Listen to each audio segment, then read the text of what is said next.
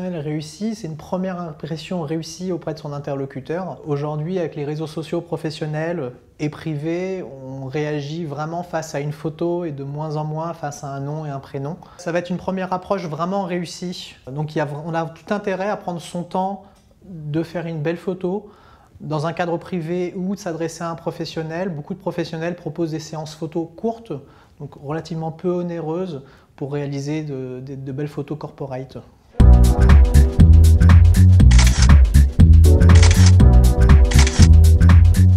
Au quotidien, la chose la plus importante déjà, c'est d'avoir une tenue qui reste sobre, donc d'éviter les rayures trop larges, trop lumineuses, les couleurs plutôt neutres, du noir, du blanc, du gris, il n'y a pas d'erreur, il n'y a pas de faute. Ensuite, des couleurs un petit peu passées, comme du beige, etc.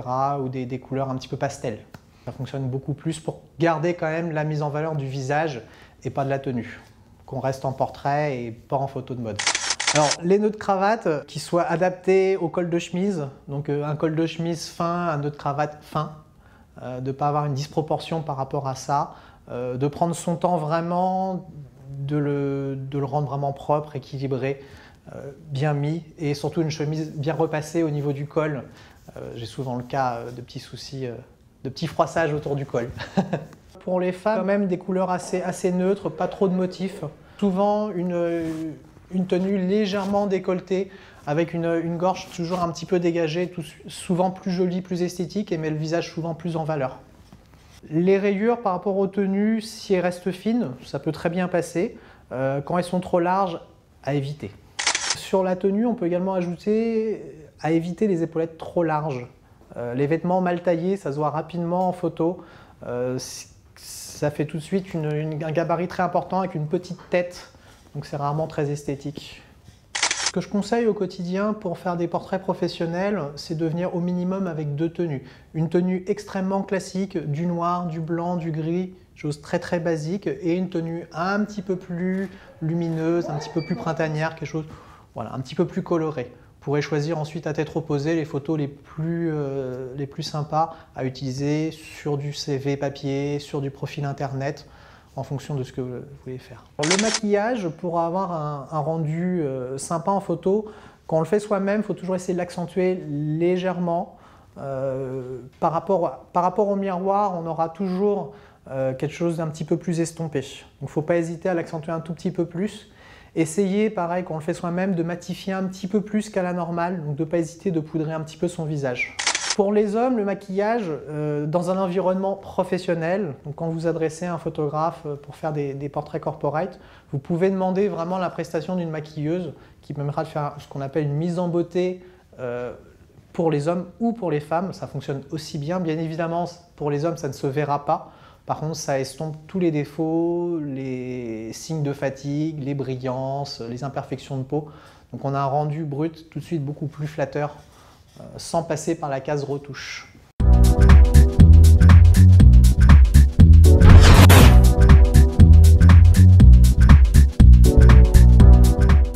Comment bien se placer par rapport à l'objectif? Essayez toujours de vous placer plutôt assis.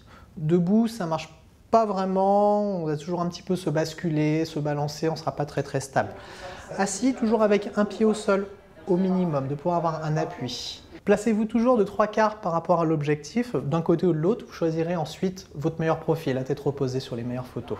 Vos appuis, toujours au sol. Toujours un pied au sol pour pouvoir vous pencher légèrement vers l'objectif, pour pouvoir vous impliquer davantage. Au niveau des mains, essayez de les placer toujours vers l'objectif. Placez sur vos jambes, croisées, ça c'est pas grave, les deux fonctionnent. Jamais dans le dos. Le visage toujours face à l'objectif, ne baissez pas trop le menton pour pas accentuer les cernes sous les yeux. Sur un visage, les 2 petits signes qui vont montrer qu'on n'est pas à l'aise face à l'objectif, ça va être la mâchoire qui va être anormalement tendue, crispée, la langue collée au palais, les dents serrées, les lèvres bloquées qui vont venir déformer un petit peu le visage. Donc ça, il faut simplement essayer de bien relâcher sa mâchoire, d'essayer de décoller sa langue du palais. Et ensuite le regard, l'effet, les yeux de poisson. Ça ne fonctionne pas, ça retire toute la personnalité, toute l'émotion du visage de la personne. Donc regardez fixement l'objectif, comme si vous regardez quelqu'un dans les yeux, et pas comme si vous allez le manger. Pour la photo, essayez de bien relâcher votre mâchoire, d'avoir un regard doux, bien fixé sur l'objectif. Comment regarder vraiment l'objectif? On a une mauvaise habitude, c'est de regarder vers l'objectif, mais de ne pas regarder l'objectif en lui-même. Ça va donner un regard un petit peu perdu, un petit peu dispersé, et vous allez perdre beaucoup de personnalité. Un énorme défaut qu'on retrouve souvent sur les photos professionnelles, c'est des personnes tristes, un petit peu estompées, inexistantes moralement sur la photo, juste là physiquement. Une petite chose qui est importante quand vous n'êtes pas professionnel de la photo, que vous n'êtes pas mannequin, c'est ne surtout pas chercher à poser, de juste respecter les quelques petites règles de placement et avant tout, essayer d'exister.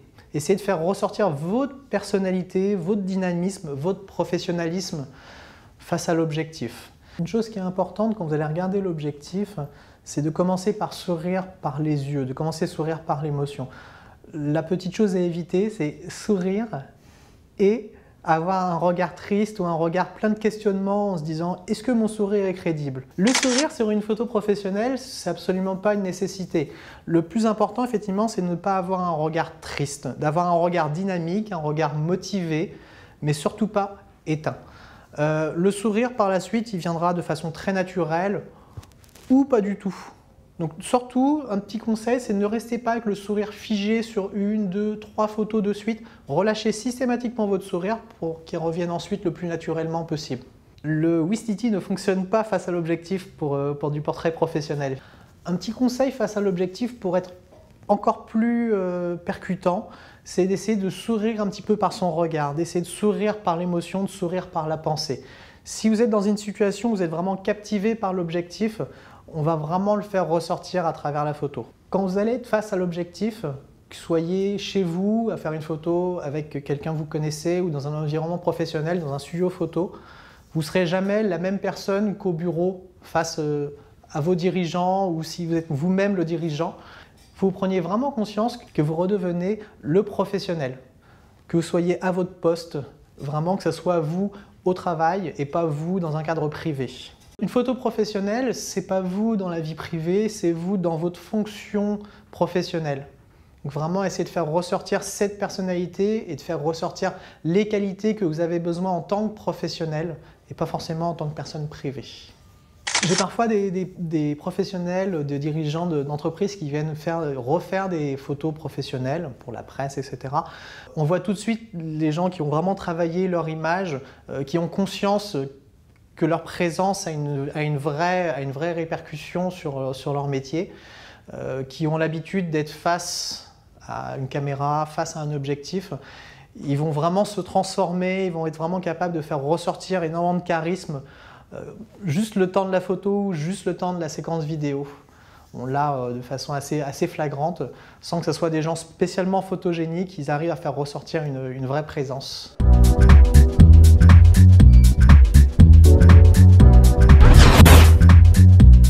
Comment on peut réussir une jolie photo à la maison? Déjà, essayez de trouver la pièce la plus lumineuse, plutôt un mur clair, blanc, gris, quelque chose d'assez lumineux. Au niveau de la lumière, privilégiez vraiment la lumière du jour. Choisissez un moment de la journée où la pièce devient très lumineuse, que vous puissiez ne pas rajouter de lumière extérieure. Si vous n'avez pas le choix, choisissez plutôt une lumière réfléchie. Un néon, une lumière réfléchie sur un mur ou simplement un halogène au plafond. Plus la lumière est diffuse, plus ça va être joli. Évitez les lumières qui viennent du plafond en direct sur le visage, qui va venir trop marquer les ombres du visage et donner un air fatigué. Comment vous placer dans la pièce? Essayez de vous éloigner au minimum d'1 mètre du mur pour ne surtout pas être collé et avoir l'ombre du corps sur le mur. Ça, c'est important. Sur le fond de votre portrait, évitez les éléments trop imposants, une étagère, une plante. Par contre, vous pouvez très bien utiliser quelque chose de très lumineux comme une fenêtre ou comme une véranda, ça peut très bien fonctionner.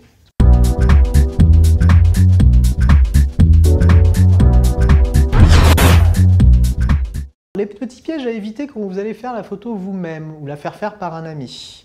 L'objectif doit toujours être placé un tout petit peu au-dessus du visage. C'est-à-dire que c'est vous qui devez monter légèrement le visage vers l'objectif et surtout pas le regarder en contrebas. Deuxième chose importante, l'objectif, si vous êtes sur un effet grand angle, votre visage va être déformé. Votre expression va être complètement déformée, on aura quelque chose d'absolument pas professionnel. Donc essayez vraiment d'avoir un zoom suffisamment important pour pouvoir avoir une image pas déformée.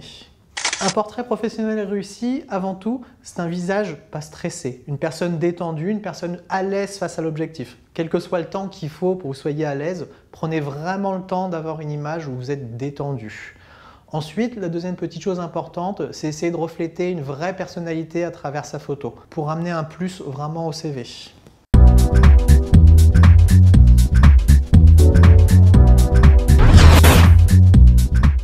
Pour ressortir un petit peu plus auprès des recruteurs sur les réseaux sociaux professionnels, il faut essayer de faire ressortir le plus de personnalité. Essayer de se différencier par rapport à tous ces regards un petit peu tristes qui seront au-dessus et en dessous de votre photo.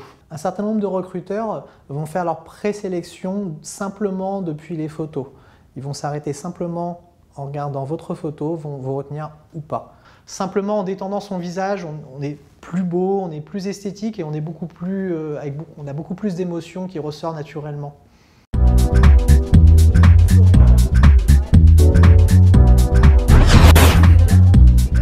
Une fois que vous aurez fait toutes vos photos, depuis un professionnel ou avec un ami, essayez de commencer à choisir votre photo depuis du petit format. Visualisez vraiment en petit, arrêtez-vous sur l'expression générale de la photo et sélectionnez à partir de ce format-là. Aucun professionnel verra votre photo depuis un grand format. Ils verront qu'une petite vignette et s'arrêteront là-dessus.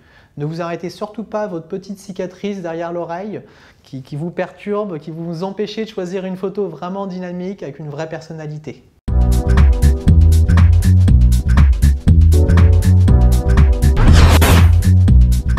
Une photo CV peut être utilisée en couleur ou en noir et blanc. La couleur, à faire très attention lorsqu'elle est imprimée sur une imprimante classique, risque d'avoir une photo un petit peu orange ou un petit peu bleue qui ne sera pas forcément très sympa. La photo noir et blanc, beaucoup moins de risques. Même si elle est imprimée sur une imprimante laser, vous aurez une photo à peu près identique. Sur Internet, sur les profils, vous pouvez vraiment vous faire plaisir en ayant une belle photo couleur, aucun risque.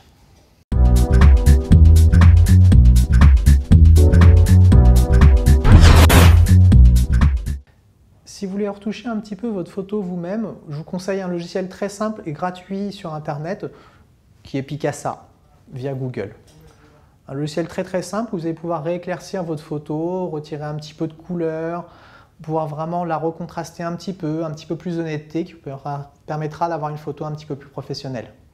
Faites attention quand vous allez retoucher un petit peu votre photo, il faut que la photo reste vraiment naturelle. Augmentez doucement le contraste. Si vous désaturez la photo, ne faites pas une photo sépia, faites une photo légèrement désaturée, juste pour retirer un petit peu l'effet rouge sur une photo. Une fois les photos réalisées, n'hésitez surtout pas à recadrer votre photo. Une petite astuce, votre regard doit être placé sur la ligne des tiers ou au-dessus de la ligne des tiers. Si vous ne le faites pas, vous aurez l'impression d'avoir un visage un petit peu tassé et un petit peu court sur la photo.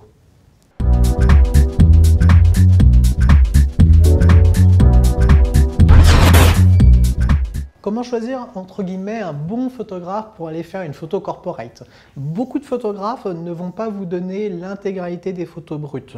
C'est-à-dire que vous devrez choisir pendant les 5 dernières minutes de la séance, parmi une centaine de photos, les 3-4 photos qui vous plaisent. Ça va être très difficile puisqu'il faudra essentiellement un avis extérieur et à chaud, on est très mauvais juge sur soi-même.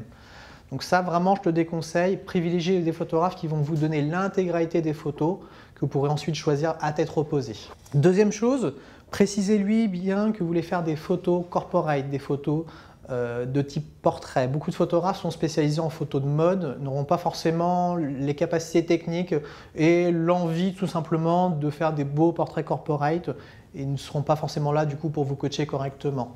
Précisez-lui également si vous voulez un fond clair ou un fond sombre. Beaucoup de photographes vous mettront un fond blanc qui vont faire un portrait professionnel un petit peu triste. Vous serez assez peu mis en valeur sur l'image.